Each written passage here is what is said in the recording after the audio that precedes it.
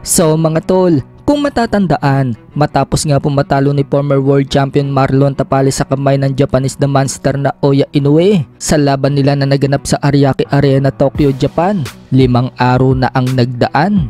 Binanatan nga po ni General Casimero si Tapales bago mag-umpisa ang laban nila ni Inoue.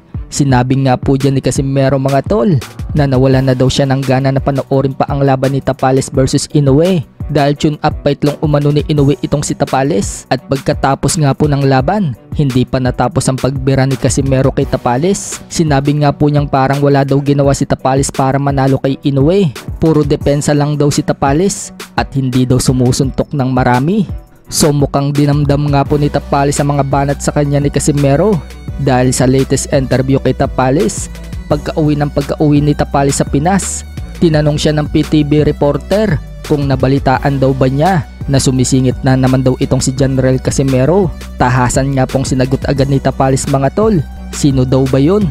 Hindi daw niya kilala yun. Ay, hindi ko alam kung nababalitaan mo pero sumisingit na naman sa usapan si General Casimero. Sino yun? Hindi mo kilala yun? Hindi ko kilala yun. Okay, next question.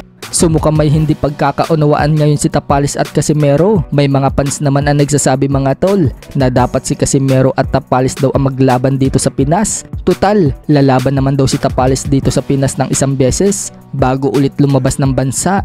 Speaking of lalaban mga tol, sa May daw ang pagbabalik ni Tapales sa lona. Yan daw ang sabi ng boss niya. Sinabi nga din po ng team niya na muli daw magiging kampiyon si Tapales sa 122 pounds.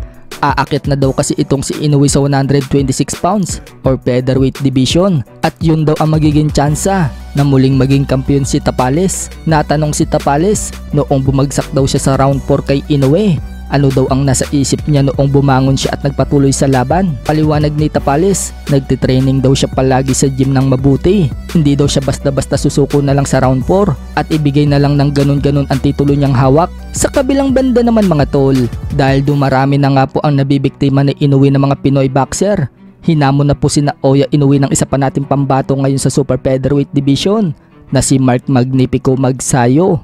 Ani Magsayo, open daw siyang labanan si Oya Inoue sa kondisyon na may catchweight na 129 pounds. So kasalukuyan nga pong lumalaban si Magsayo mga tol sa super featherweight division or 130 pounds. Kung aakit si Inoue ng division sa catchweight na 129 pounds, palagpo itong si Magsayo.